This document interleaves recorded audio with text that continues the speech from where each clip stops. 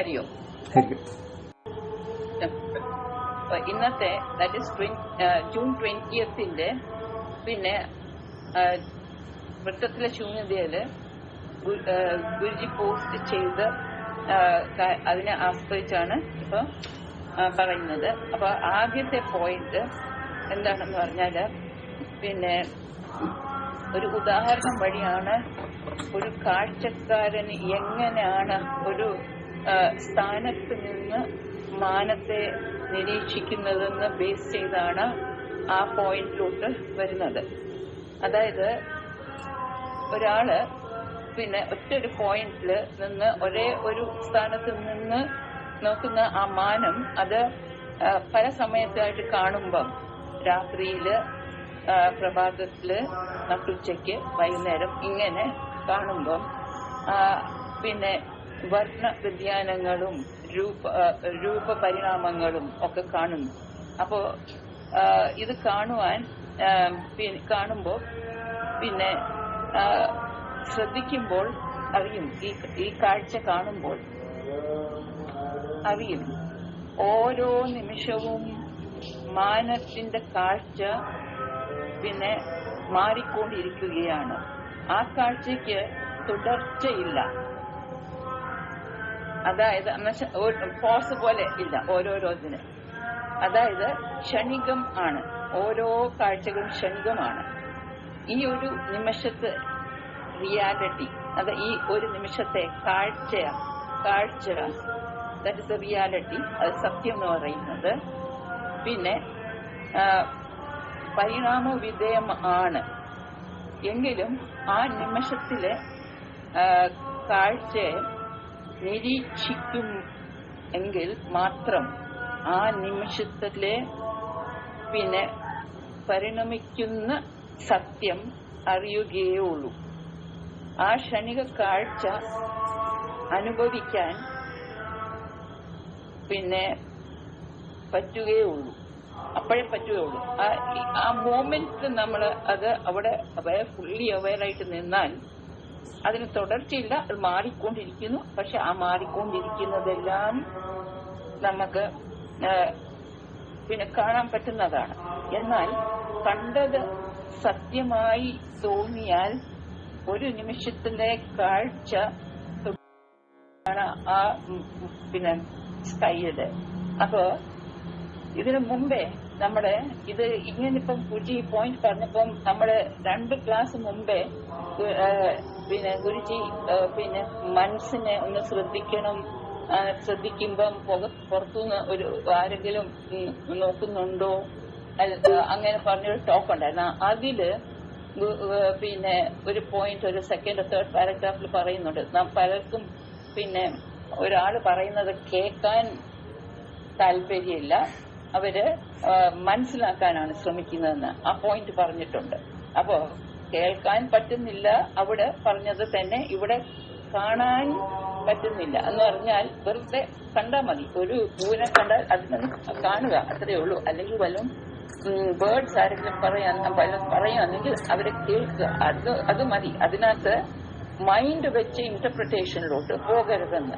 അങ്ങനെ പോയാൽ ഉണ്ടാവുന്ന പ്രോബ്ലംസ് എന്താണെന്ന് പറഞ്ഞാൽ നമ്മുടെ ആ understanding of the facts of the nature or facts of the person, അതിൽ നമ്മൾ തെറ്റും. ആ ഒരു കാര്യമായിരുന്നു പറഞ്ഞത്. അത് തന്നെയാണ് ഇവിടെയും. ആ മനോതലത്തിൽ നിന്ന് ഇത് നോക്കരുത്. അപ്പോ ഏത് തലത്തിലാണ് പിന്നെ നോക്കണ്ടേ? ആ നിരീക്ഷകന്റെ തലത്തിലാണ് നോക്കണ്ടേ. പിന്നെ ആ ഒരു പോയിന്റാണ് ഇവിടുത്തെ കാര്യം സൂചിപ്പിക്കുന്നത്.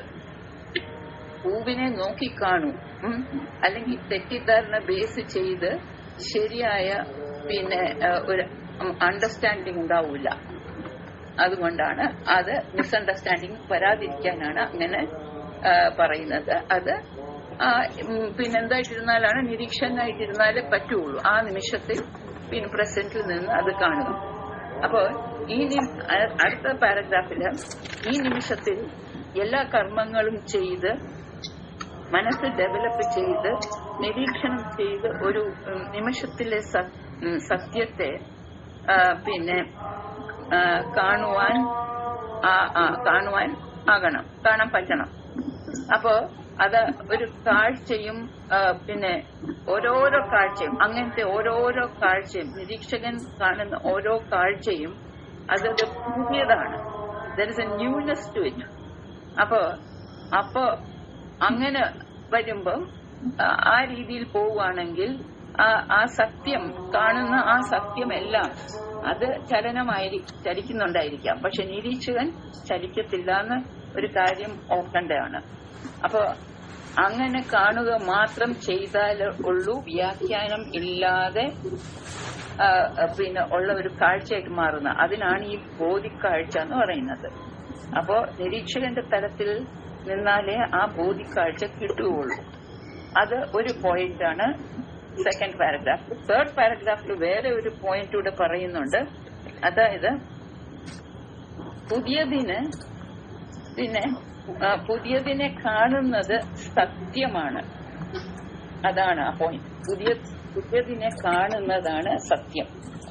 അപ്പോ ബോധം അല്ലെങ്കിൽ സത്ത പിന്നെ നിശ്ചലമായി ചലിപ്പിക്കുന്നു.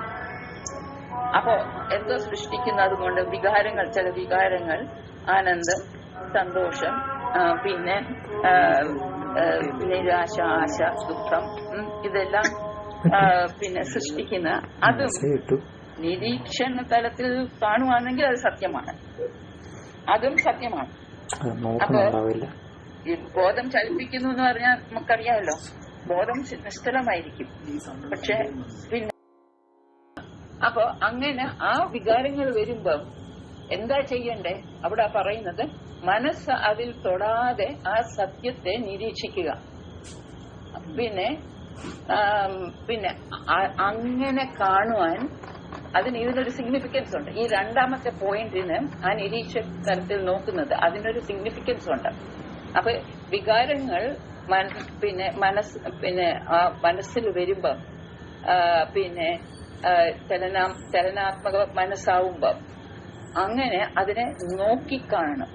അങ്ങനെ നോക്കിക്കാണാൻ പഠിക്കുകയും ചെയ്യണം. പഠിക്കാതെ പഠിക്കണം എന്ന് ഒരു കാര്യം ഗുരുജി പറയുന്നുണ്ട്.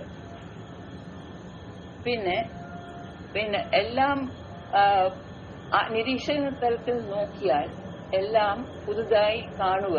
അവിടെ എന്ന് പറഞ്ഞാൽ നമ്മുടെ മൈൻഡ് ഇങ്ങനെ വല്ലതും കയറി വരുവാണെങ്കിൽ നിരീക്ഷണം വഴി ധ്യാനാത്മക മനസ്സ് ആർജിച്ചിട്ട് ആ മനോതലത്തിൽ നിന്ന് പിന്നെ അങ്ങനെ എത്തുമ്പം നിരീക്ഷകൻ ഡെവലപ്പ് ചെയ്തു വരുമ്പോ ആ നിരീക്ഷകന്റെ തലത്തിൽ നിന്നുകൊണ്ട് ഈ പിന്നെ ആശ, നിരാശ, ഈ വികാരങ്ങൾ ഒക്കെ നോക്കിക്കാണണം. പിന്നെ അത് നിരീക്ഷണത്തിന് പറ്റും. കാരണം അത് സത്തയുമായി ചേർന്നിരിക്കുക. എന്നിട്ട് നമ്മളത് ധ്യാനാത്മക മനസ്സാക്കണം. ഈ സെക്കൻഡ് പാരഗ്രാഫിൽ അതാണ് പറയുന്നത്. ധ്യാനാത്മക മനസ്സ് ഡെവലപ്പ് ചെയ്ത് വരുമ്പം ബോധി കാഴ്ചയും ഉണ്ടാകാനും പിന്നെ മനോതലത്തിൽ ഉണ്ടാവുന്ന ചില വികാരങ്ങളെ കണ്ട് പിന്നെ അതോട് നിരീക്ഷിക്കാനാണ്. അപ്പൊ ഈ പോയിന്റ് ഇത് രണ്ടാമത്തെ പാരഗ്രാഫിലാണ്. അപ്പൊ ഇതിന്റെ മഹത്വം എന്താണ്? നമ്മുടെ സാധനാ തലത്തിൽ ഇതിന്റെ മഹത്വം എന്താണ്? പിന്നെ പല ജിഡു കൃഷ്ണമൂർത്തി അദ്ദേഹം ഒക്കെ പറയാറുണ്ട്, നമ്മള് observe what is in the mind. അപ്പൊ അല്ലെങ്കിൽ ഇപ്പൊ if it is fear or if it is sorrow or if it is separation and loneliness, ഇങ്ങനത്തെ ഓരോ കാര്യങ്ങൾ വരുമ്പം, ആശ, നിരാശ, ഇങ്ങനത്തെ കാര്യങ്ങൾ വരുമ്പം കുറെയൊക്കെ മെഡിറ്റേറ്റ് ചെയ്തും ഡെവലപ്പ് ചെയ്ത് വരുമ്പം ഇതിനെ ഒബ്സർവ് ചെയ്താൽ ആ ഒബ്സർവേഷനിൽ തന്നെ ചിലത് അത് സ്ലോ ആയിട്ട് അത് ശമിപ്പിക്കപ്പെടും എന്നാണ് പറയുന്നത്. അത് മാത്രമല്ല, ഓർക്കുന്നുണ്ടോ, നമുക്ക് ഗുരുജി പണ്ടൊരു വിറ്റ്നസ് മെഡിറ്റേഷൻ ചെയ്യിപ്പിച്ചത്? അവിടെ നമ്മളെല്ലാം റൗണ്ടില് ഇരിക്കുകയായിരുന്നു, കസേരയിട്ട് കുറച്ച് കൂട്ടര്, ബാക്കിയുള്ളവര് റൗണ്ടിൽ ഇങ്ങനെ നടക്കും. എന്നിട്ട് ഈ റൗണ്ടിൽ നടക്കുന്നവർക്ക് എന്ത് വേണമെങ്കിലും ഈ ഇരിക്കുന്നവരോട് അവരെ വഴക്കു പറയാം, ദേഷ്യപ്പെടാം, പള്ളു പറയാം, ഇങ്ങനെ എന്ത് വേണമെങ്കിലും ടു ഇറിറ്റേറ്റ് ഹിം, അങ്ങനെയൊക്കെ കാണിക്കാം. പക്ഷെ ഈ ഇരിക്കുന്നവര് എന്തായിട്ടിരിക്കണം? അലേർട്ടായിട്ട് പ്രസന്റിൽ ഇരുന്ന് ഇത് കേട്ടോണ്ട് പിന്നെ വിറ്റ്നസറായിട്ടിരിക്കണം. എന്നിട്ട് എങ്ങനെ പിന്നെ ഒരു വിറ്റ്നസറായിട്ട് ഇരുന്ന് അത് പ്രാക്ടീസ് ചെയ്യാനായിട്ടാണ് ആ വിറ്റ്നസർ മെഡിറ്റേഷൻ ചെയ്തത്. അതുപോലെ നമ്മളും പ്രസന്റിൽ നിന്ന് ജ്ഞാനാത്മക മനസ്സ് ശരിയാക്കിയിട്ട് അങ്ങനെ ആ വിറ്റ്നസിംഗ് പവർ കൂട്ടിയാൽ ആ വിറ്റ്നസറിന്റെ ലെവലിൽ നിന്നുകൊണ്ട് ഈ പറഞ്ഞ പോലെ മനോവികാരങ്ങൾ ഉണ്ടായത് അതിനെ കണ്ട് ഒബ്സർവ് ചെയ്താൽ മതി. ഒരു നാച്ചുറലായിട്ട് അത് സ്ലോലി ഇറ്റ് ശമിപ്പിക്കുന്ന പോലാണ് അങ്ങനെ ഒരു സംഭവം നടക്കും. അപ്പൊ that is another one way of doing your clearing up of the ധ്യാനാത്മക മനസ്സിനെ ആർജിച്ചെടുക്കാൻ അങ്ങനെയും ഒരു മെത്തേഡ് പല.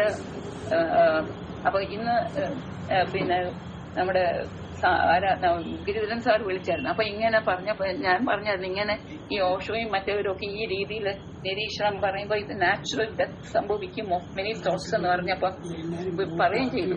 നമുക്കെല്ലാം പിന്നെ ഗുരുക്കന്മാരുടെ നമുക്ക് ബുദ്ധിമുട്ടാണ്. പക്ഷെ ഗുരുജി പറഞ്ഞ മെത്തേഡ് വളരെ നല്ലതാണ്. പ്രാക്ടിക്കലായിട്ട് നമ്മൾ നിത്യകർമ്മത്തിൽ വളരെ പ്രസന്റ് ആയിട്ട് നിന്നാൽ ആ കാര്യം ഈ നിമിഷത്തിൽ നിന്ന് ആ രീതിയിൽ കണ്ടാൽ ആ ധ്യാനാത്മക മനസ്സ് നമ്മൾ പോലും അറിയാതെ അത് ശരിയായിട്ട് ആ നിരീക്ഷകൻ ഷാർപ്പാവെന്ന് പറഞ്ഞതിൽ കാര്യമുണ്ട്. പിന്നെ അത് കഴിഞ്ഞിട്ട് തേർഡ് പാരഗ്രാഫില് പറയുന്നത് ഈ ധ്യാനാത്മക മനസ്സ് ആർജിച്ചെടുക്കുമ്പം അത് കുറച്ചൊരു പിന്നെ സൈലൻസിലോട്ട് പോകുന്നതാണ്. അപ്പൊ അത് ശാന്തമാകും. എന്നിട്ട് ആ നിരീക്ഷണവും അവിടെ ഫെസിലിറ്റേറ്റ് ചെയ്യുന്നതാണ്. അപ്പോ അങ്ങനെ വരുമ്പോ ആരാണോ ആ ധ്യാനാത്മക മനസ്സിൽ നിലനിൽക്കുന്നത് അവർക്ക് പിന്നെ അശാന്തത ഒന്നും ഉണ്ടാവില്ല. വേറെ ഒരു ആളെ അങ്ങനെ ഡിസ്റ്റർബ് ചെയ്യാൻ പറ്റില്ല. So anybody who comes and close to this person he will have an aura of peace. എന്നിട്ട് അത് ഈ സൈലൻസിൽ ഇരിക്കുന്ന ഈ ധ്യാനാത്മക മനസ്സ് എന്തോ how it can help is that can be felt to a person who is sitting close to this person. ഓറ അങ്ങോട്ട് പിന്നെ ട്രാൻസ്മിറ്റ് ചെയ്യാൻ പറ്റും ആ പീസിന്റെ. അങ്ങനെയും ഒരു പിന്നെ അങ്ങനെ ആയിരിക്കും ഈ നമ്മുടെ ഗുരുക്കന്മാരൊക്കെ. ചിലർ നമ്മള് കൂടുതൽ സംസാരിക്കേണ്ട, പിന്നെ നമ്മൾ അവിടെ ഇരുന്നാൽ മതി. ആ ട്രാൻസ്മിഷൻ ആ സൈലൻസിൽ നടക്കുന്നുണ്ടായിരിക്കും. പിന്നെ ലാസ്റ്റിൽ പറയുന്നത് ഈ രീതിയിൽ ജീവിതത്തെ ദർശിക്കുന്നവൻ ജീവിതത്തിലെ സൗന്ദര്യം കാണുന്നു. കണ്ടതാണ് സൗന്ദര്യം. അതായത് കണ്ടതിനെ നമ്മള് ഒട്ടല് ഇല്ലാതെ, മനസ്സിന്റെ ആ വ്യാഖ്യാനത്തിന് ഒട്ടലില്ലാതെ കണ്ടിട്ടുണ്ടെങ്കിൽ, നിരീക്ഷണ തലത്തിൽ കണ്ടിട്ടുണ്ടെങ്കിൽ അതിനൊരു പുതുമ കാണും, അതിനൊരു ന്യൂനെസ് കാണും. അപ്പൊ അതാണ് സൗന്ദര്യം. പിന്നെ സൗന്ദര്യത്തിനെ കുറിച്ച് ആർക്കെങ്കിലും കൂടുതൽ പറയാമെങ്കിൽ വുഡ് ബി വെരി വെൽക്കം. പിന്നെ പുതുമയാണ് സൗന്ദര്യം. ബോധപ്രാപ്തൻ മാത്രം സൗന്ദര്യം ദർശിക്കുകയുള്ളൂ. നമുക്ക് പൂർണ്ണമായിട്ട് അതിലോട്ട് എത്തിയിട്ടില്ല. അപ്പോ അതും ഒരു 3 മണിയാണോ എനിക്കറിയില്ല. അത് ഒന്ന് ചിന്തിക്കേണ്ട ഒരു കാര്യമാണ്. പിന്നെ സത്തയാണ് സൗന്ദര്യം. നിരീക്ഷകൻ കാണുന്നതും ആണ് സൗന്ദര്യം. അത് പറഞ്ഞിട്ടാണ് നിർത്തുന്നത്. പക്ഷെ അതിനെക്കുറിച്ച് എനിക്ക് വളരെ വാചാലായിട്ട് എനിക്കൊന്നും പറയാൻ പറ്റത്തില്ല. അത് ആ തലത്തിൽ എത്തിയാലേ ഉള്ളൂ. ഈ സൗന്ദര്യത്തിന്റെ ഫ്രഷ് ആയിട്ട് ഓരോ സാധനം ലൈറ്റായിട്ട് ആസ് ഇറ്റ് ഇസ് കാണുന്നതാണോ, അതിന്റെ ആണ് ആ ന്യൂട്രാലിറ്റിയില് ആ പ്രേമഭാവത്തിൽ കാണുന്നതാണോ എന്താണോ എനിക്ക് അറിയില്ല. പക്ഷെ ബാക്കി ആർക്കെങ്കിലും അതിനെ കുറിച്ച് പറയാമെങ്കിൽ it will be very helpful for all of us. അല്ലെങ്കിൽ നമുക്ക് ഗുരുജിയോട് ചോദിക്കാം. ഇത്രയേ ഉള്ളൂ പറയാനുള്ളത്. ഹരി ഓം.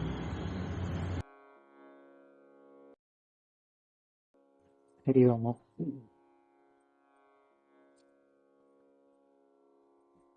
ഹരി ഓം. ഇപ്പം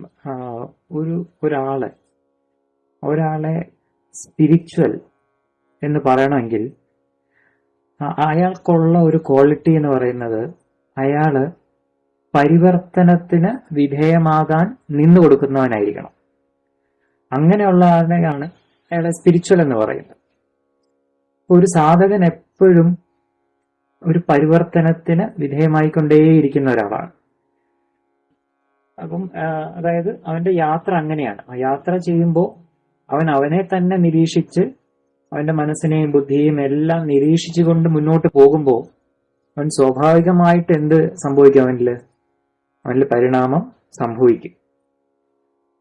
അതല്ല അവൻ മനസ്സിനെയും ബുദ്ധിയെയും കൊണ്ടാണ് ചിന്തിക്കുന്നെങ്കിലോ നിരീക്ഷണം ചെയ്യുന്നെങ്കിലോ ഒരു മാറ്റവും ഉണ്ടാവില്ല. അവൻ എന്ത് ചെയ്യും? അവന്റെ ഭാവനകളിൽ കുടുങ്ങി നിന്നുകൊണ്ട് എന്ത് ചിന്തിക്കും? എനിക്ക് കുറെ കാര്യങ്ങൾ മനസ്സിലായി, എനിക്ക് കുറെ അറിവ് സമ്പാദിച്ചു എന്നുള്ള രീതിയിലെല്ലാം തെറ്റിദ്ധരിച്ച് അഹങ്കാരിയായിട്ട് മാറും. അപ്പൊ അവൻ യഥാർത്ഥ യാത്ര അല്ല ചെയ്യുന്നത്. അവനിൽ ഒരു പരിണാമവും സംഭവിക്കുന്നില്ല, ഒരു പരിവർത്തനവും സംഭവിക്കുന്നില്ല. മറിച്ച് അവനിൽ അഹങ്കാരം കൂടുകയാണ് ചെയ്യുന്നത്. എനിക്കെല്ലാം അറിയാമെന്നുള്ളൊരു ഭാവം കൂടുകയാണ് ചെയ്യുന്നത്. ഒരു ഉദാഹരണം പറയുകയാണെങ്കിൽ നമ്മളിപ്പം ഭൂമിയിൽ നിന്നിട്ട് ആകാശത്തേക്ക് നോക്കുമ്പോൾ അവിടെ എന്ത് കാണുന്നു? നീല നിറം കാണുന്നു, ഇല്ലേ?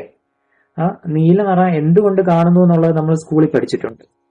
സ്കാറ്ററിങ് ഓഫ് ലൈറ്റ് ആണെന്ന് പഠിച്ചിട്ടുണ്ട്.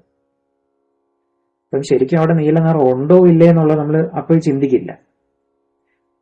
ഭൂമിയിലെ ഒരു അറ്റ്മോസ്ഫിയർ ഉള്ളത് കൊണ്ട് അവിടെ ലൈറ്റ് സ്കാറ്റർ ചെയ്തിട്ട് അവിടെ ഒരു നീല നിറം സംഭവിക്കുന്നു. കാരണം ആ നീല നിറത്തിന്റെ വേവ് ലെങ്ത് കൂടുതലാണ്. അതുകൊണ്ട് അവിടെ നീല നിറമാണ് റിഫ്ലക്റ്റ് ആവുന്നത്. എന്നാൽ നമ്മൾ ഒരു റോക്കറ്റിൽ കയറി പോവുകയാണ്, മുകളിലോട്ട് പോവുകയാണ്, ആ യാത്ര മുന്നോട്ട് പോവുകയാണ്. അപ്പോൾ മുന്നോട്ട് പോകുമ്പോൾ എന്ത് പറ്റും? നമ്മൾ കാണുന്ന കാഴ്ചകളെല്ലാം മാറും. നമ്മൾ വേറൊരു കാഴ്ചയായിരിക്കും. നമ്മൾ ഭൂമിയിൽ നിന്നുകൊണ്ട് നോക്കി നമ്മുടെ മനസ്സിന്റെ ഭാവന കൊണ്ട് ചിന്തിച്ച കാഴ്ചകളൊന്നും അല്ല അപ്പോഴും കാണുന്നത്. വ്യത്യാസമായിരിക്കും. നമ്മൾ ചിന്തിച്ചതിനും അപ്പുറമാണ്. Beyond imagination. അതാണ് യഥാർത്ഥത്തിൽ സ്പിരിച്വാലിറ്റി. ബിയോണ്ട് ഇമാജിനേഷൻ അല്ലേ? മനസ്സിനും അപ്പുറം നിലനിൽക്കുന്നതാണ്. അപ്പം ഭൂമിയിൽ നിന്ന് നോക്കുമ്പോൾ ഒരു സത്യം, എന്നാൽ യാത്ര മുന്നോട്ട് പോകുമ്പോൾ വേറെ വേറെ സത്യങ്ങളാണ് നമുക്ക് മനസ്സിലാവുന്നത്. ഇത് തന്നെയാണ് സാധകനും സംഭവിക്കുന്നത്. സാധകനിലെ സത്യം മാറിക്കൊണ്ടേയിരിക്കും. അത് ഇപ്പോഴത്തെ സത്യം അത് ഇപ്പോൾ മാത്രമുള്ളതാണ്. അതുകൊണ്ടാണ് മനസ്സിനപ്പുറം നിൽക്കുന്ന ആത്മീയതയെ മനസ്സുകൊണ്ട് വിലയിരുത്തരുത് എന്ന് പറയുന്നത്. ഈ നിമിഷത്തിൽ നിലനിൽക്കുമ്പോൾ അവനിൽ എന്താണോ നിറയുന്നത്, അവൻ എന്താണോ അറിയാൻ സാധിക്കുന്നത്, അതാണ് സത്യം. ആ അറിവ് എപ്പോഴും നിലനിൽക്കുന്നതാണ്. അത് നമ്മൾ ഒരിക്കലും ബുദ്ധി കൊണ്ട് മനസ്സിലാക്കിയതല്ല. ഈ നിമിഷത്തിൽ നിൽക്കുമ്പോൾ കിട്ടുന്ന സത്യം, നമ്മൾ മനസ്സിലാക്കുന്ന അറിവ്, നമ്മൾ അനുഭവിക്കുന്ന അറിവ്, അത് നമ്മൾ ബുദ്ധി കൊണ്ട് ചെയ്തതല്ല. നമ്മൾ ഈ നിമിഷത്തിൽ നിൽക്കുമ്പോൾ നമ്മുടെ ധ്യാനാത്മക മനസ്സ് ബോധവുമായിട്ട് കണക്റ്റായി സത്യം അവനിൽ ഒരു അനുഭവമായിട്ട് വരും. അതിനെയാണ് യഥാർത്ഥത്തിൽ അറിയാതെ അറിയുക എന്ന് പറയുന്നില്ലേ? നമ്മളൊന്നും പരിശ്രമം ഇല്ലാതെ നമ്മളിലോട്ട് നിറയുകയാണ്. അത് ആ ബോധവുമായിട്ട് കണക്റ്റഡ് ആയിട്ട് നിൽക്കുന്നതുകൊണ്ട് മാത്രമാണ്. ഇന്നലെ ശരത്ജി നമ്മൾ ഡിസ്കഷൻ കഴിഞ്ഞപ്പോഴത്തേക്ക് എനിക്കൊന്നും മനസ്സിലാവുന്നില്ല എന്ന് പറഞ്ഞില്ലേ? ശരിക്കും അതൊരു വളരെ നല്ലൊരു ലക്ഷണമാണ്. കാരണം നമ്മൾ മനസ്സുകൊണ്ടല്ല മനസ്സിലാക്കുന്നത്. നമുക്ക് അവിടെ അഹമില്ല, ഒന്നിന്റെയും ഡൂവർഷിപ്പ് എടുക്കുന്നില്ല. അപ്പൊ എന്താണ്? നമ്മൾ സ്വാഭാവികമായിട്ടും ഇപ്പൊ എന്താണോ നമ്മൾ അറിയുന്നത് അതിനെ അറിയാൻ ശ്രമിക്കുകയാണ്. നമ്മുടെ മനസ്സിൽ ഒരു കൺസെപ്റ്റും ഇല്ല, ഒരു മുൻധാരണയും ഇല്ല. അതുകൊണ്ടാണ് അത് മനസ്സിലാവുന്നില്ല എന്ന് പറയാൻ കാര്യം. നമ്മളൊന്നും മനസ്സുകൊണ്ടല്ല അതിനെ മനസ്സിലാക്കുന്നത്. അത് നമ്മളിലേക്ക് സ്വാഭാവികമായിട്ടും വരികയാണ്. അറിയാതെ അറിയുകയാണ് അവിടെ സംഭവിക്കുന്നത്. എം ടി ആക്കുക എന്ന് പറയില്ലേ? അവിടെ ശരജിയുടെ മനസ്സ് എം ടി ആയിക്കൊണ്ടിരിക്കുകയാണ്. അപ്പം പുതിയ അറിവുകൾ എന്താണോ അവിടെ നിലനിൽക്കുന്നത് അത് ഉള്ളിലേക്ക് കയറും. അതൊരു വളരെ നല്ലൊരു കാര്യമാണ്. ഇപ്പം ഉദുജി നമ്മളെ എന്താണ് പഠിപ്പിക്കുന്നത്? അൺലേണിംഗ് അല്ലേ പഠിപ്പിക്കുന്നത്? നമ്മൾ മനസ്സിൽ കുത്തി നിറച്ച് കയറ്റി വെച്ചിരിക്കുന്ന അല്ലെങ്കിൽ ബുദ്ധിയിൽ കയറ്റി വെച്ചിരിക്കുന്നതിനെല്ലാം പൊളിച്ചെടുക്കുകയാണ്. അൺലേണിംഗ് ആണ്. അൺലേണിംഗ് ചെയ്താലേ യഥാർത്ഥത്തിലുള്ള പുതിയ അറിവ്, ഇപ്പോഴത്തെ സത്യം എന്താണെന്നുള്ളത് നമുക്ക് പിടികിട്ടുകയുള്ളൂ. അല്ലെങ്കിൽ നമ്മൾ ഭാവനയിലായിരിക്കും എല്ലാം കാണുന്നത്. ഇപ്പം ഒരു ധ്യാനാത്മക മനസ്സ് ഒരു സാധകന് സദാ നിലനിർത്താനായാൽ അവൻ എന്താണ്? അവൻ സ്ഥിരതയുള്ള മനസ്സിനുടമയാവും. അവനില് ഒന്നും ഒട്ടാതെ കടന്നു പോകും. എന്തൊക്കെ സംഭവിച്ചാലും അവൻ ഈ ഭൗതിക ലോകത്തിൽ ജീവിക്കാൻ, അപ്പൊ എന്തൊക്കെ സംഭവിച്ചാലും ഒരു ഒട്ടലില്ലാതെ കടന്നു പോകാൻ പറ്റും. എന്നാൽ അവൻ എല്ലാ കർമ്മങ്ങളും ചെയ്യുന്നുണ്ട് എങ്ങനെ? ഒരു ഉപകരണമായിട്ട്, ഡുവർഷിപ്പ് എടുക്കാതെ. അപ്പൊ എന്ത് പറ്റും? അവന്റെ മനസ്സ് അങ്ങനെ ചെയ്യാൻ പറ്റണമെങ്കിൽ അവന്റെ മനസ്സ് എന്തിലായിരിക്കും നിലനിൽക്കുന്നത്? ശാന്തതയിലായിരിക്കും. ഒരു സാക്ഷിയായിട്ടായിരിക്കും അവൻ എല്ലാത്തിനെയും കാണുന്നത്. അത് എന്തൊക്കെ സംഭവിക്കുന്നോ അതിനെല്ലാം അതിൻ്റെതായിട്ടുള്ള രീതിയിൽ ഉൾക്കൊണ്ടുകൊണ്ട് ഒരു പുഴ എങ്ങനെ ഒഴുകുന്നോ അതുപോലെ അവന് ഒഴുകും. ഒന്നിലും ഒരു ഡുവർഷിപ്പ് ഇല്ല. ആ ധ്യാനാത്മക മനസ്സിന്റെ ഉടമയായിട്ടുള്ള ഒരു സാധകൻ. അപ്പം ഈ സ്വാർത്ഥത ഇല്ലാത്തതാണ് ഈ ധ്യാനാത്മക മനസ്സ് എന്ന് പറയുന്നത്. സ്വാർത്ഥതയുണ്ടെങ്കിലോ മനസ്സ് സംഘർഷമായിരിക്കും. അവിടെ ആത്മാർത്ഥത കാണില്ല, നന്ദി ഉണ്ടാവില്ല, ഒന്നും ഉണ്ടാവില്ല. അപ്പോ ഈ ഈശ്വരൻ സൃഷ്ടിച്ചതിനെയൊക്കെ അല്ലെങ്കിൽ അതിന്റെ സൗന്ദര്യം അവന് ആസ്വദിക്കാൻ പറ്റില്ല. കാരണം സ്വാർത്ഥതയിലാണ് എല്ലാം കാണുന്നതും പ്രവർത്തിക്കുന്നതും എല്ലാം. അപ്പൊ അവനിൽ അഹങ്കാരമായിരിക്കും മുന്നിട്ട് നിൽക്കുന്നത്. അപ്പൊ ഇതിന്റെ യഥാർത്ഥ സൗന്ദര്യം കാണാൻ പറ്റില്ല. ധ്യാനാത്മക മനസ്സിന് ഉടമയായവൻ എന്ത് ചെയ്യും? ഇതിനെല്ലാം അനുഭവിച്ച് അതിന്റെ യഥാർത്ഥ സൗന്ദര്യത്തെ ആസ്വദിച്ച് ആ ആനന്ദത്തിലായിരിക്കും നിൽക്കുന്നത്. അവൻ കാണുന്നത് അനുഭവിക്കുന്ന എല്ലാം ഒട്ടലില്ലാതെയായിരിക്കും. യഥാർത്ഥത്തിൽ അവൻ സ്വതന്ത്രനാണ്.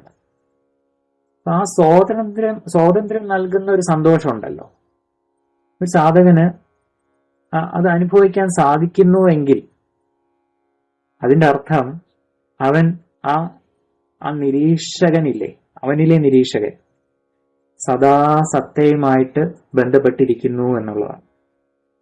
അങ്ങനെ ബന്ധപ്പെട്ട് പോകുമ്പോഴാണ് യഥാർത്ഥ ആ ഒരു സൗന്ദര്യത്തെ അനുഭവിക്കാനും ആ ആനന്ദത്തിൽ ഇങ്ങനെ നിലനിന്ന് പോകാനും സാധിക്കുന്നത്. ഹരി ഓം, ഹരി ഓം, ഹരി ഓം. ഹരി ഓം. അപ്പോ ഇന്നത്തെ വൃത്തത്തിലെ ശൂന്യതയിൽ മനസ്സ് കാണാതെ പോകുന്ന സത്യവും എന്നാൽ നിരീക്ഷകൻ കണ്ടറിയുന്ന സത്യവും എന്താണെന്ന് ഗുരുജി വ്യക്തമാക്കി തരുന്നു. അതായത് ഒരു സാധകൻ, ചില സാധകർ ധ്യാനാത്മക മനസ്സുള്ള ആ തലത്തിലെത്തിയിട്ടുണ്ടാകും. പക്ഷേ ഇപ്പോഴും മനോതലത്തിൽ നിൽക്കുന്ന സാധകര് ഉണ്ടാകും. അപ്പൊ ആ കാഴ്ചകളിൽ ഉണ്ടാകുന്ന വ്യത്യാസം, അതായത് നേരത്തെ ഇവിടെ പറഞ്ഞു കഴിഞ്ഞു, അതായത് ഓരോ ഈ നിമിഷവും പുതിയ സത്യത്തെ കാട്ടിത്തരുന്നു. അപ്പൊ ഈ നിമിഷത്തിൽ നിൽക്കേണ്ടതിന്റെ ആ പ്രാധാന്യവും ആ നിരീക്ഷകന്റെ പ്രാധാന്യവുമാണ് ഇന്നത്തെ പുസ്തകത്തിലെ ശൂന്യതയിൽ വീണ്ടും ഊന്നി പറയുന്നത്. ഈ നിമിഷത്തിൽ നിൽക്കുമ്പോൾ, അതായത് ആ കാഴ്ചകളിലുള്ള സത്യം അത് ഓരോ നിമിഷവും മാറിക്കൊണ്ടിരിക്കുകയാണ്. പക്ഷെ മനസ്സിന് ഈ നിമിഷത്തിൽ നിൽക്കുവാൻ ഇഷ്ടപ്പെടാത്തതുകൊണ്ട് ആ സത്യത്തിൽ വരുന്ന മാറ്റത്തെ കാണുന്നില്ല. മനസ്സിന് ഇഷ്ടപ്പെട്ട ചില കാഴ്ചകൾ മാത്രം കുടുങ്ങിപ്പോകുന്നു. മനസ്സിന് അതുകൊണ്ട് പൂർണ്ണമായിട്ടും ആ ഓരോ നിമിഷത്തിലും സംഭവിക്കുന്ന ആ മാറ്റങ്ങളെ, ആ പരിണാമങ്ങളെ അതിനെ നോക്കി കാണാൻ സാധിക്കുന്നില്ല. അപ്പൊ ഒരു സാധകൻ ആദ്യമായിട്ട് ചെയ്യേണ്ടത് ഒരു ധ്യാനാത്മക മനസ്സ് ഉള്ള ഒരു സാധകനായി മാറുവാൻ ആണ് ആദ്യം പരിശ്രമിക്കേണ്ടത്. എങ്കിൽ മാത്രമേ ഈ സത്യത്തെ സൂക്ഷ്മമായി കണ്ടറിയാൻ പറ്റുകയുള്ളൂ. നേരത്തെ ഉദാഹരണം ഈ ആകാശത്തെ കാഴ്ചകളെ കുറിച്ചാണ് ഗുരുജി ആദ്യം തുടങ്ങുന്നത്. ആ മനസ്സുകൊണ്ട് കാണുന്നത് എങ്ങനെ, നിരീക്ഷണം കാണുന്നത് എങ്ങനെയാണ്. അപ്പോഴെനിക്ക് പെട്ടെന്ന് ഒരു മനസ്സിൽ തെളിഞ്ഞ ചിത്രം, അതായത് നമ്മൾ സാധാരണ ഈ സൂര്യാസ്തമയം കാണാൻ കരയിൽ പോകാറുണ്ട്, സൺസെറ്റ്. അപ്പോ ഒരു ധ്യാനാത്മക മനസ്സുള്ള സാധകനാണെങ്കിൽ ആ സൂര്യൻ പതുക്കെ പതുക്കെ താഴ്ന്നു പോകുന്നത് വളരെ ഒരു ഏകാഗ്രതയോടെ അത് കണ്ട് ആസ്വദിച്ച് അതിനുശേഷം ആ ആകാശത്ത് വരുന്ന മാറ്റങ്ങൾ, ഇരുട്ട് വരുന്നത് ഒക്കെ ഇങ്ങനെ ഏകാഗ്രമായി ശ്രദ്ധിച്ചിരിക്കും. അവിടെ ആ തിരമാലകൾ പോലും ആ നിരീക്ഷകന്റെ ശ്രദ്ധയിൽപ്പെടുന്നില്ല. ഏത് കാഴ്ചയാണോ കാണുന്നത് അതിൽ തന്നെ ആ ഓരോ നിമിഷവും വരുന്ന ആ മാറ്റങ്ങൾ, ആ സത്യത്തെ തിരിച്ചറിഞ്ഞ് ഏകാഗ്രമായി പോകുന്നു. അതേസമയം അതേ ആ ബീച്ചിൽ ഈ സൺസെറ്റ് കാണാനായിട്ട് വരുന്നവര് ഈ മനസ്സിന്റെ അടിമത്തിലാണെങ്കിൽ കുറച്ചു നേരം അവരാ പിന്നെ സൺസെറ്റ് നോക്കും. അത് കഴിഞ്ഞ് അവര് വർത്തമാനം അങ്ങോട്ടോ ഇങ്ങോട്ടോ പോകും. അങ്ങനെ ഒരു പല കാഴ്ചകളിലേക്ക് ചിതറിപ്പോകുന്നു. അപ്പൊ ആ സമഗ്രമായിട്ടുള്ള ആ ഓരോ നിമിഷത്തിൽ നിന്നുകൊണ്ട് കാഴ്ചയിലെ ആ സമഗ്രമായ ആ എന്താണ് സത്യം, ശരിയായ സത്യം എന്താണെന്ന് അവർക്ക് മനസ്സിലാക്കാൻ സാധിക്കാതെ വരുന്നു.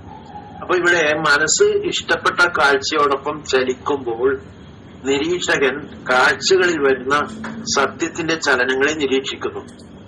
ഇതിൽ പറയുന്നുണ്ട്, അതായത് സത്യം പുറമേ കാണുന്ന നമ്മളെ സത്യം എല്ലാം ചലനങ്ങളാണ്. അപ്പൊ അത് സൂക്ഷ്മമായ ചലനങ്ങളാണ്. അപ്പൊ ആ ചലനങ്ങളെ നമുക്ക് മനസ്സിലാക്കണമെങ്കിൽ ആ നിരീക്ഷകൻ നിശ്ചലനായി നിലകൊള്ളണം. അപ്പം ബാഹ്യമായ കാഴ്ചകൾ മാത്രമല്ല, ആന്തരികമായിട്ടും നമ്മളിൽ ഓരോ മാറ്റങ്ങൾ വരുന്നുണ്ട്. ഓരോ നിമിഷവും നടന്നുകൊണ്ടിരിക്കുന്ന ആ ഉള്ളിൽ നടന്നുകൊണ്ടിരിക്കുന്ന ചലനങ്ങളെ നിരീക്ഷകൻ സാക്ഷ്യത്തിൽ നോക്കിക്കാണേണ്ട ഒരു പ്രാധാന്യം ഇവിടെ പറയുന്നുണ്ട്. അപ്പൊ എങ്ങനെ വന്നാലും ആ നിരീക്ഷകനാണ് ഇവിടെ ഏറ്റവും ഒരു പ്രാധാന്യമുള്ളത്. അപ്പൊ നിരീക്ഷകന്റെ ആ ഒരു ഇതിലേക്ക്, ആ തലത്തിലേക്ക് നമ്മൾ ഉയരണമെങ്കിൽ നേരത്തെ ബാലുജി പറഞ്ഞതുപോലെ ആ ധ്യാനാത്മക മനസ്സാക്കിയിട്ട് നമ്മുടെ മനസ്സിനെ മാറ്റിയെടുക്കണം. അപ്പൊ മനസ്സിന് ഈ ദ്വന്ദ്ങ്ങളിൽ കുടുങ്ങാതെ ശാന്തത നഷ്ടപ്പെടാതിരിക്കാൻ സാധകൻ തന്റെ മനസ്സിനെ ധ്യാനാത്മക മനസ്സാക്കി ഈ നിമിഷത്തിൽ നിലനിൽക്കുന്നു. അപ്പോൾ നിരീക്ഷകൻ ഓരോ നിമിഷവും മാറിക്കൊണ്ടിരിക്കുന്ന തത്വത്തെ വീക്ഷിക്കുന്നു. കാരണം അവിടെ ആ ഒരു ഒട്ടലില്ല. ആ ദ്വന്ദ്ങ്ങളില് എന്ത് തന്നെയായാലും, ദുഃഖമായാലും സുഖമായാലും സന്തോഷമായാലും എല്ലാം അതിനെ ഒരു മാറി നിന്ന് സാക്ഷിഭാവത്തിൽ നോക്കിക്കാണുകയാണ് ചെയ്യുന്നത്. അപ്പോ പിന്നെ ഇവിടെ സൗന്ദര്യത്തെ കുറിച്ച് പറഞ്ഞു, ആന്തരിക സൗന്ദര്യത്തെ കുറിച്ച്. അത് നമ്മൾ ഇതുവരെ അനുഭവിക്കാത്തതുകൊണ്ട് അത് നമുക്കൊന്നും അതിനെക്കുറിച്ച് പറയാൻ പറ്റില്ല. പക്ഷെ ഇത് മനസ്സിലാകുന്നത് ആ നിരീക്ഷകൻ പ്രവർത്തിക്കുന്നത് മനസ്സ് ചലിക്കാതിരിക്കുമ്പോഴാണ്. മനസ്സ് ചലിക്കാതിരിക്കുമ്പോൾ അവിടെ ഒരു നിശബ്ദത വരും. അപ്പൊ ആ നിശബ്ദതക്ക് മനസ്സിന്റെ നിശബ്ദതക്ക് ഒരു സൗന്ദര്യം ഉണ്ട്. അതുകൂടാതെ ആ ശാന്തമായി ഒന്നിലും ഒട്ടാതെ മനസ്സിൽ ഉള്ളിൽ വരുന്ന ഈ വികാരങ്ങളും അതിലൊന്നും ഒട്ടാതെ അതിനെ ഇങ്ങനെ നിരീക്ഷിച്ച് അതിന്റെ മാറ്റത്തെ നിരീക്ഷിച്ച് പോകുമ്പോഴുള്ള ആ ശാന്തത. അപ്പൊ ആ ശാന്തത ഒരു സൗന്ദര്യവും ഉണ്ട്. ആ ശാന്തത തൊട്ടടുത്ത് വരുന്നവർക്ക് പോലും അതിലേക്ക് ആ ഊർജം അതിലെ അടുത്ത് വരുന്നവരിലേക്കും പകരുന്നു എന്ന് പറയുന്നു. അപ്പൊ അതും ഒരു സൗന്ദര്യമാണ്. കാരണം നമുക്ക് മറ്റൊരാൾക്ക് ചെയ്യാൻ പറ്റുന്നത്, അശാന്തനായിരിക്കുന്ന ഒരാള് ഒരു ശാന്തതയോടെ ഇരിക്കുന്ന വ്യക്തിയുടെ അടുത്ത് വരുമ്പോൾ അയാൾക്ക് ശാന്തി കിട്ടുക എന്ന് പറയുന്നത് ഒരു സാധകന് ചെയ്യാൻ പറ്റുന്ന ഏറ്റവും വലിയ മഹത്തായ കാര്യം തന്നെയാണ്. അപ്പൊ ഇങ്ങനെ വന്ന് നിരീക്ഷകൻ ചലിക്കുന്നില്ല. അവൻ നിരീക്ഷകനാണ് ഈ സത്തയോട് അടുത്ത് നിൽക്കുന്നത്. അപ്പൊ നിരീക്ഷകന് മാത്രമേ സൗന്ദര്യത്തെ വിവരിക്കാൻ കഴിയുള്ളൂ. നിരീക്ഷകന് ഈ മാറ്റത്തിന് വിധേയമാവുന്ന സത്യങ്ങളെ കുറിച്ചാണ് നേരത്തെ പറഞ്ഞത്. പക്ഷെ മാറാതെ നിൽക്കുന്ന സത്യം എന്ന് പറയുന്നത് ആ നിത്യസത്യമായ സത്തയാണ്. ആ സൗന്ദര്യത്തെ വിവരിക്കാൻ ആ നിരീക്ഷകനാണ്. അനുഭവിച്ചറിഞ്ഞ ആ ഗുരുക്കന്മാർക്ക് മാത്രമേ പറയാൻ കഴിയൂ. അങ്ങനെ ഒരു സൗന്ദര്യം ഉണ്ടെന്നുള്ളത് നമ്മൾക്ക് അറിയാൻ സാധിച്ചു. അത്രമാത്രം. ഹരിയോ. ഓം ശ്രീ ഗുരുഭ്യോ നമഃ. ഇന്നത്തെ വ്രതത്തിലെ ശൂന്യതയുടെ നമ്മൾ മനസ്സിലാക്കിയ കാര്യം എന്താണെന്ന് വെച്ചാൽ, പ്രപഞ്ച സത്യം അഥവാ സമഷ്ടി, പ്രാദേശിക സത്യം അല്ലെങ്കിൽ പ്രാദേശിക ബോധമെന്നോ പ്രപഞ്ച ബോധമെന്നോ നമുക്ക് അതിനെ വിശേഷിപ്പിക്കാം. ദൃഷ്ടി എന്ന് പറയുന്ന വ്യക്തിബോധം ഉണ്ട്. അപ്പൊ പ്രപഞ്ചത്തിന് ഒന്നും ഒരു ഘടകങ്ങളെ ആശ്രയിക്കാതാണ് നിൽക്കുന്നത്. അപ്പം നിരന്തരം ചലനത്തിന് വിധേയമാണ്, മാറിക്കൊണ്ടിരിക്കും. അതാണ് കുറിച്ച് പല മൊമെന്റ്സിനെ പറ്റി ഇങ്ങനെ പറഞ്ഞു പോയത്. എന്നാൽ ഒരു വ്യക്തി ബോധത്തില് പല ഘടകങ്ങളെ ഇൻഫ്ലുവൻസ് ചെയ്യുന്നുണ്ട്. അപ്പോൾ അത് ആ ബോധത്തിൽ നിൽക്കാൻ പല ഘടകങ്ങളും തടയപ്പെടുന്നു.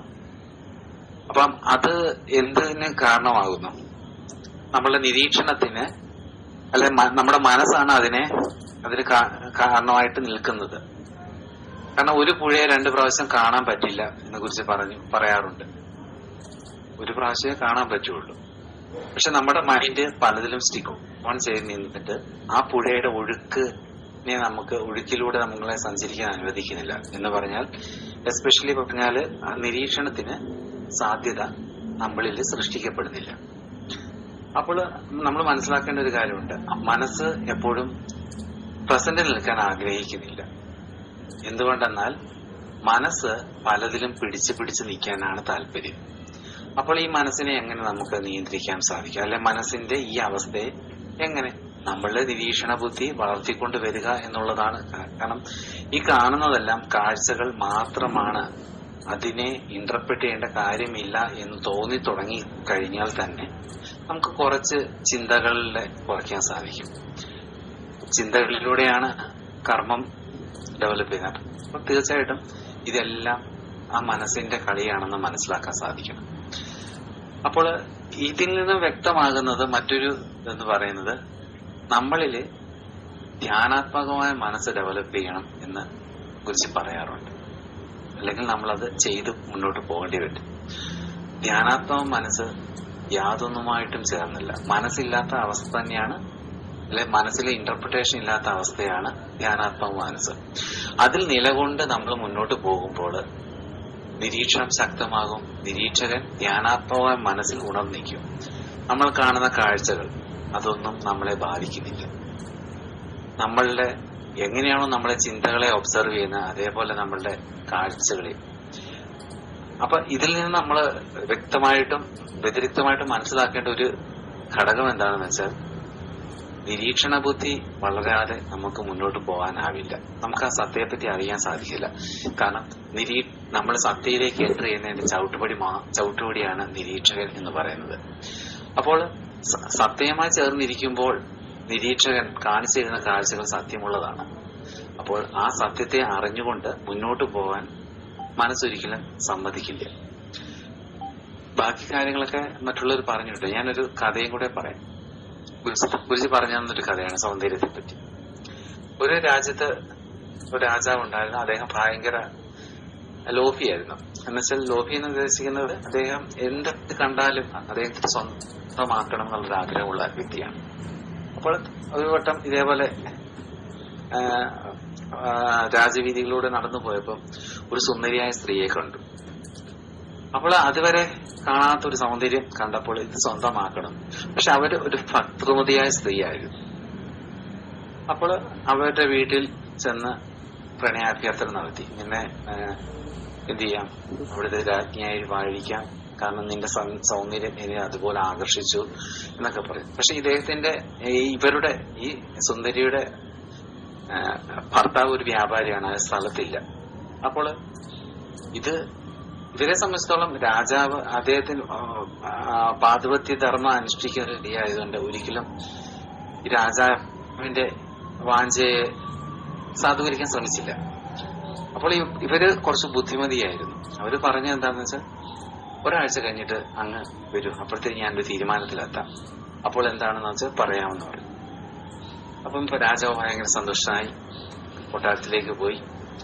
ഈ ഒരാഴ്ച കാലം ഈ യുവതി ചെയ്തതെന്ന് വെച്ചാൽ, ഇവര് ആഹാരം കഴിക്കുന്ന നിർത്തി, ഇവര് കുളിക്കുന്ന പ്രോസസ് നിർത്തി, ഇവര് കഴിച്ച മല അടക്കം എല്ലാം ഒരു പാത്രത്തിൽ ഇങ്ങനെ ശേഖരിച്ചു വെച്ചു. അപ്പൊ ഒരാഴ്ച കഴിഞ്ഞാൽ ഈ യുവതിയുടെ വീട്ടിലേക്ക് എത്തിയപ്പോൾ രാജാവിന് അങ്ങോട്ട് കടന്നു ചെല്ലാൻ പറ്റില്ല. ഭയങ്കര ദുസ്സഹമായ മണവും. ഇവരെ കണ്ടപ്പോൾ രാജാവ് ഒന്ന് ഞെട്ടിപ്പോയി. കാരണം ആകപ്പാടെ കറുത്ത് കരുവാളിച്ച് വല്ലാതെ മെലിഞ്ഞ് അന്ന് കണ്ട സ്ത്രീയെക്കാളും എത്രയോ വൈരൂപ്യമായിട്ട് ഫീൽ ചെയ്തു. അപ്പോൾ ചോദിച്ചാൽ, നിങ്ങൾ അന്ന് കണ്ട സ്ത്രീയല്ലേ, പെട്ടെന്ന് നിങ്ങൾക്ക് എങ്ങനെ രൂപമാറ്റം സംഭവിച്ചു? അപ്പോൾ പറഞ്ഞത് എന്റെ സൗന്ദര്യം ഈ കാണുന്ന പാത്രത്തിലൊക്കെ നിറച്ചു വെച്ചിരിക്കുന്നതും ഇതൊക്കെയാണ്, ബാഹ്യ സൗന്ദര്യത്തിലല്ല. അങ്ങ് എന്റെ ആന്തരിക സൗന്ദര്യം ഇതൊക്കെ തന്നെയാണ്, എന്റെ ഉള്ളിലുള്ളതൊക്കെ ഇതൊക്കെയാണ്. അപ്പോൾ ഇവയെ ഇഷ്ടപ്പെടുന്നെങ്കിൽ രാജാവ് എന്നെ കൂട്ടിക്കൊണ്ടു പോകും. അപ്പൊ രാജാവ് ഞെട്ടിപ്പോയി. രാജാവിന് മനസ്സിലായത് ഈ ബാഹ്യ സൗന്ദര്യത്തിൽ കഥയൊന്നുമില്ല എന്നുള്ള ആ സത്യമാണ് ആ യുവതി മനസ്സിലാക്കി കൊടുത്തത്. അപ്പോൾ ഇതാണ് യഥാർത്ഥത്തില് നമ്മളെല്ലാം പുറത്തോട്ട് നോക്കി നമ്മുടെ മനസ്സിനെ പുറത്ത് എറിഞ്ഞിട്ടാണ് ഓരോ കാര്യങ്ങളും ചിന്തിപ്പിക്കുന്നതും പ്രേരിപ്പിക്കുന്നതും. അത് ചെയ്യും നമ്മുടെ കർമ്മവുമായിട്ട് ലിങ്ക് ചെയ്യിപ്പിക്കും. അപ്പോൾ അകത്തിരുന്ന് പുറത്തേക്ക് നോക്കിക്കൊണ്ടിരിക്കുകയാണ്, ആ സെൻസ് ഓർഗാൻസിനെ എല്ലാം ഉപയോഗിക്കുകയാണ്. അപ്പോൾ ആ ഇന്റർപ്രിട്ടേഷൻ നീക്കുമ്പോൾ എങ്ങനെ നമ്മൾ ആ നിത്യസത്യത്തെ അറിയാൻ ശ്രമിക്കും, അല്ലെങ്കിൽ അറ്റ്ലീസ്റ്റ് നമ്മൾ ആ പ്രസന്റിൽ എങ്ങനെ നിൽക്കാൻ സാധിക്കും. അപ്പൊ ഇതിൽ നിന്ന് നമുക്ക് മനസ്സിലാക്കേണ്ട കാര്യം, നമുക്ക് ആ എന്തിനേയും അറിയണമെങ്കിൽ യാതൊരു ഉപാധിയും ഉപയോഗിക്കാതെ നമുക്ക് ആ നിരീക്ഷണ ബുദ്ധിയോടുകൂടി ധ്യാനാത്മകമായ മനസ്സിന്റെ പിന്തുണയോടുകൂടി അറിയാൻ ശ്രമിക്കുക എന്നുള്ളതാണ്. ജീവിതത്തില് നമ്മള് ജീവിത രഹസ്യം മാത്രം പഠിച്ചാൽ പോരാ, ജീവന്റെ രഹസ്യം കൂടെ പഠിക്കണം. അപ്പോൾ ജീവന്റെ രഹസ്യങ്ങൾ പഠിക്കണമെങ്കിൽ കുറച്ചുകൂടെ നമ്മള് ട്രാൻസ്ഫോർമേഷൻ വിധേയമാകാറുണ്ട്. അപ്പൊ നമ്മളെ ഓരോന്നിനെയും നമുക്ക് ട്രാൻസ്ഫോർമേഷൻ ചെയ്തു പോകാം. കാരണം ഇന്നലെ പറഞ്ഞ സത്യമല്ല ഇന്നത്തെ സത്യം. ഇനി നാളെ എന്ത് സത്യമാണോ അതും നമ്മൾ സ്വീകരിക്കേണ്ടി വരും. അപ്പോൾ ഈ വൃത്തത്തിലെ ശൂന്യത നമ്മളെ പഠിപ്പിച്ചുകൊണ്ടിരിക്കുമ്പോൾ തന്നെ എല്ലാം മാറ്റത്തിന് വിധേയമാണ് എന്ന് പറയുന്നു. ഓരോന്നിനെയും പൊളിച്ചടുക്കി എന്നുവെച്ചാൽ ധാരണകളിൽ നിലനിർത്താതെ നമുക്ക് കാര്യങ്ങൾ മുന്നോട്ട് കണ്ടുപോകാൻ നമ്മളെ പഠിപ്പിക്കുന്നു. അതാണ് ഗുരു ചെയ്യുന്ന ഏറ്റവും വലിയ കൃപ.